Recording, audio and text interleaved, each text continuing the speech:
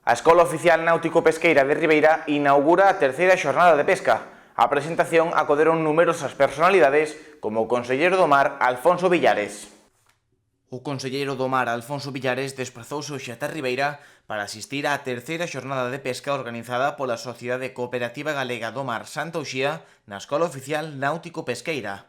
No evento abordou asuntos de interese para o sector como o novo regulamento de control, os problemas de comercialización ou as oportunidades de financiamento a través do Fondo Europeo Marítimo para a Pesca e a Acuicultura. Dende ali, o titular de Mar exixiu ao Estado maior implicación na promoción dos produtos pesqueiros para reforzar as campañas da Xunta e do sector. Vamos a seguir insistindo para que o Estado propoña esa baixada do IVA.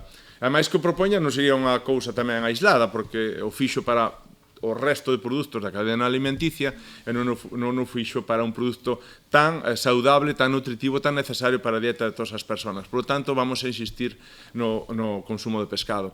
Tampouco non nos gusta nada normativas que están a salir, normativas incluso para o que é a dieta dos comedores escolares, en donde en un principio sempre se falaba de que tiña que haber como mínimo tres consumos de pescado á semana e ahora mismo pois, o Ministerio parece ser que baixa e plantea que incluso poden ser de 1 a 3 as dietas, os días que se tome pescado nunha semana e incluso esa baixada de produtos de pescado a nós tamén, ao sector e ao mundo do mar tamén nos preocupa porque sinala estas campañas do goberno como elementos que atacan aos pescadores, especialmente aos galegos. Destaca o bo facer dos nosos traballadores do mar dende hai xeracións, sendo unha das comunidades coa pesca máis sostible do continente. Pero sí, desde logo, que son campañas que levan consigo que ao pescador se lle vexa pois, como a un depredador do mar. Iso é certo, eu podo ver, e podedes ver seguramente moitos de vós nas redes, pois esas campañas, esa imaxe que é moi negativa para a xente do mar.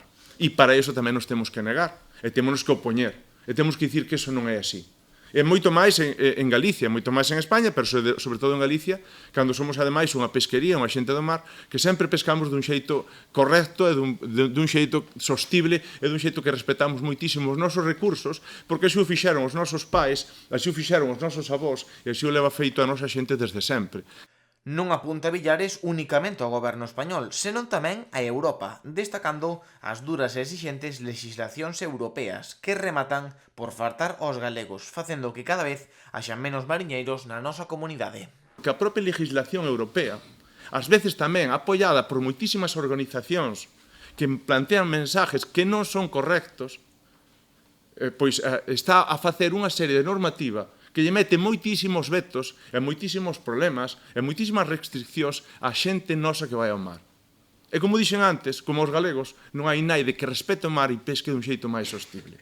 E esa legislación tan dura, tan, ás veces, exixente, fai que a nosa xente se canse e a nosa xente moitas veces deixe de ir ao mar porque non ve futuro en ese medio e non ve futuro nese traballo. Como solución, o conselleiro apunta á unión do sector e das administracións para promover de mellor xeito o traballo no mar e o consumo de peixe. Por iso que é importante que todos nos unamos, como decía ao principio.